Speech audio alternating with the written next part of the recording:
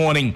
Minority in Parliament describes Supreme Court decision to expunge a Sin North MP from Parliament as a slap in the face, with the party's legal team threatening to appeal the decision. There's a possibility of a review of the Supreme Court ruling. So I think that we've not seen the end of this matter. Those who are jubilating should capture their jubilation. Also coming up, Ghana gets IMF board approval for $3 billion bailout. However, economist Professor Peter Kote predicts there will be freeze on employment as one of the conditionalities. Of course, there will be a freeze on employment. Sometimes they say net freeze on employment. Depends. Also in the bulletin, Ghana Private Road Transport Union GPRTU identifies errors in computation of transport fares, leading to the refusal of drivers to comply with directives to reduce fares. There was an error on one side, which the commercial chairman had drawn our attention to it. So yesterday, around 4 p.m., that we had to do the corrections all, type it out, and now resend that one to the registry. Plus, consumers unhappy with recent increase in electricity tariffs. We'll hear from the Public Utilities Regulatory Commission justifying the decision shortly. But we have details of these stories and a lot more coming to you shortly. Please do stay.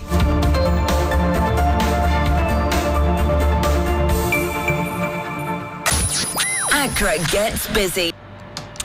You're welcome to the program. We'll start in the bulletin with news on the economy. And at long last, after the back and forth and emotional roller coaster, the $3 billion bailout approved for Ghana by the International Monetary Fund has come. Now, will come with some conditionalities as well. The director of the Institute of Statistical, Social and Economic Research of the University of Ghana, Professor Peter Kote, said on Wednesday, the Executive Board of the International Monetary Fund, they unanimously approved Ghana's $3 billion bailout at a meeting in Washington, D.C. My colleague Sani Abdurrahman has more here. Well, a smile on the face of Ken Oforiatta and his team for pulling the deal through. I'm so sure the IMF managing director would also be smiling because of her public advocacy to help Ghana secure the loan. The approval of the program, we are learning, allows for an immediate disbursement of the first tranche of $600 million. The IMF Communication Department would release a statement anytime from now, which would be followed by a news conference. This obviously marks an important step for Ghana, but Ken Oforiatta and his team would have to keep a good fiscal posture. That was brought together by my colleague Sani Abdurrahman from Washington there. Well, speaking with our sister station TV3, Professor Kote said the program will come with certain conditionalities, but added that these are not conditions that have been imposed on us. He said every conditionality is something we agreed to. If there are harsh conditions, it is something that we have signed on to, we have agreed to sign on to.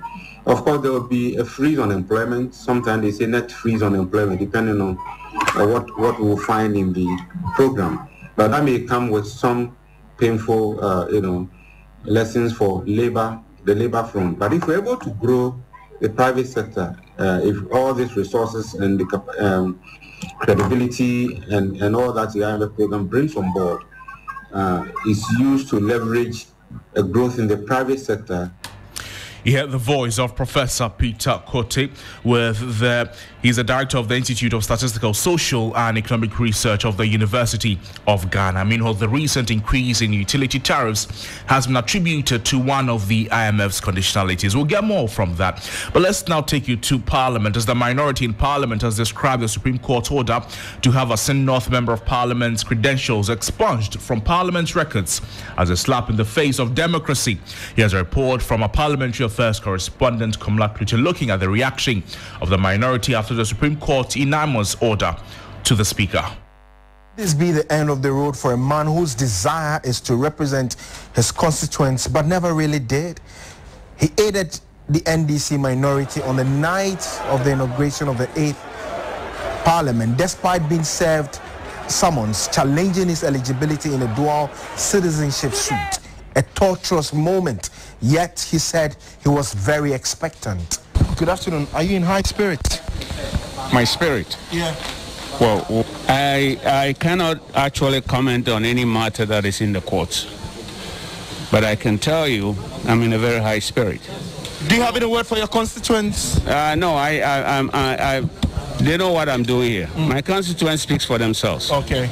After 3 years of a long, winding battle from the High Courts to the Supreme Court, it appears Gyakye Quayson may not be allowed into the presence of the legislature with that express order from the Supreme Court. The minority has reacted sharply, describing the ruling by the 7 justices as a slap in the face of democracy. The minority leader, Dr. Kesa Latofosen, maintains Gyakye Quayson was not a dual citizen as of the time he filed his nomination and became a member of parliament.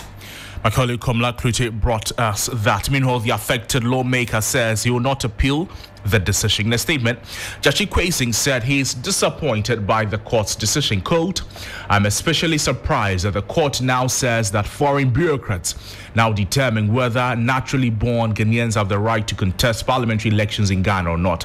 Thus, a country that does not allow renunciation of its citizenship can bar a natural born Ghanaian who has served all relations with a country of acquired citizenship from ever standing for MP," unquote. However, despite his disagreement with the ruling, he stated that he will not pursue further litigation. But here is how his constituents have reacted to the ruling. He has done for his constituents. I mean, putting people into apprenticeship. I mean, a whole lot. So, in fact, with the ruling that has come today, it is very unfortunate. And that person who took this issue to court has done a very great disservice to the people of us. We are not happy with what has happened. The man didn't commit any offense. So those are a few of the views from the constituents of James Gyakye Quayson after Supreme Court ordered Parliament to expunge his name and records from the House. We're still in the court. The Accra High Court has ordered investigative journalist Anas Armiyawanas to testify in open court in the trial of former Ghana Football Association President Kwesi Nyantakyi. However, the court presided over by Justice Marilu Simmons would allow Anas to disguise himself during his testimony. Again, per the ruling of the court, Mr. Nyantakyi will have the opportunity to see Anas face to face in chambers before he testifies in open court. Justice Simmons gave the ruling following an application by the prosecution for Anas to testify in camera. Lawyers for Mr. Nyantakyi opposed the application and urged the court to allow Anas to testify in open court with his face showing. To some other stories, the Ghana Private Road Transport Union says it has identified an error in the computation of the downward reviewed fares, and that explains why drivers are not complying with its directive. Transport fares were reduced by 10% effective Wednesday, but passengers are disappointed. The drivers have refused to reduce the fares. They are still taking the same fares. I came from Santa Maria and I'm going to Nima. I'll be charged 21 cedis. My place to this place, they took me 8 cedis. They were supposed to reduce it, but up to now they haven't reduced it. It's too late. Now, the drivers are, however, justifying their refusal to comply with the 10% reduction directive. We haven't started and they haven't given us any receipt. We don't accept it. Why? The reason why we don't accept it, even as I'm talking to you now, the spare pass is still up. I'm a sprinter driver. Now the front door is 2,600. So those are some of the reasons why drivers have rejected the downward review. Now, General Secretary of the GPRT, Godfred Abubere, tells 3FM they expect drivers to comply by Friday. Follow-up, which the national executives will unleash its task force on the drivers, citing an error in the review.